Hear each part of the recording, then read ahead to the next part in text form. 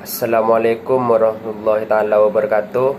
Perkenalkan, nama saya Ahmad Fauzi dengan NIM 1901111000339. Kali ini saya akan menjelaskan tentang hukum pemerintahan daerah yang terdapat di Undang-Undang Dasar Republik Indonesia pasal 18, di mana pemerintahan daerah adalah penyelenggaraan urusan pemerintahan oleh pemerintah daerah dan Dewan Perwakilan Rakyat menurut asas otonomi dan tugas pembantu daerah dengan prinsip otonomi seluas-luasnya, dengan sistem dan prinsip Negara Kesatuan Republik Indonesia sebagaimana dimaksud dalam Undang-Undang Dasar Negara Republik Indonesia.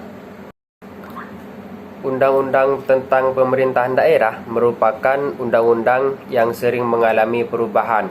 Isi dari pasal 18 Undang-Undang Dasar 1945 sebelum diamandemen berisi pembagian daerah Indonesia atas daerah besar dan kecil.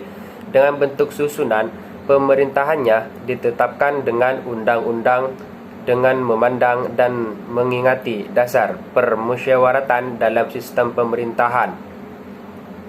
Dalam sistem pemerintahan negara dan hak asal-usul dalam daerah yang bersifat istimewa, sedangkan isi pasal dari 18 Undang-Undang Dasar 1945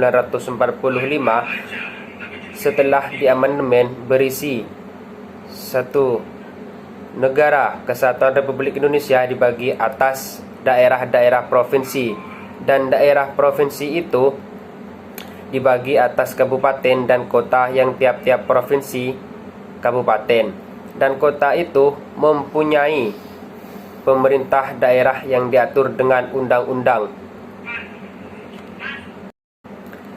2. Pemerintahan daerah provinsi, daerah kabupaten dan kota mengatur dan mengurus sendiri urusan pemerintahan menurut asas otonomi dan tugas pembantuan.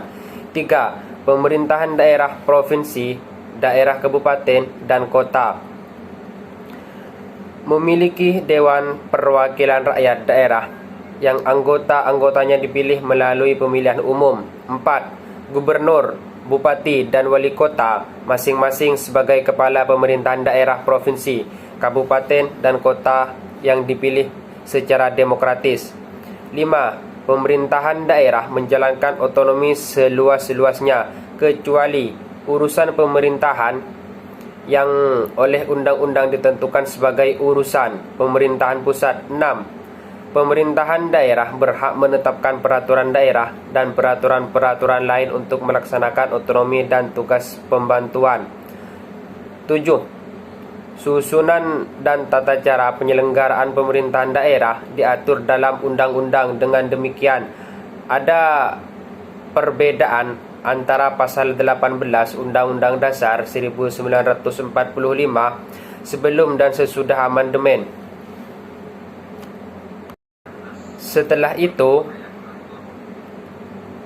adanya perubahan, maka pembahasan mengenai pemerintahan daerah yang bersifat istimewa menjadi lebih lengkap dan sesuai dengan teori otonomi daerah di Indonesia dengan adanya perubahan yang terjadi di pasal 18 Undang-Undang Dasar 1945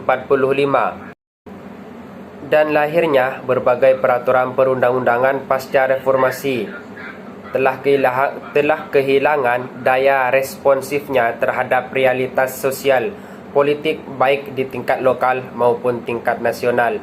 Mungkin itu saja yang bisa saya sampaikan. Kurang lebihnya mohon maaf. Wassalamualaikum warahmatullahi taala wabarakatuh.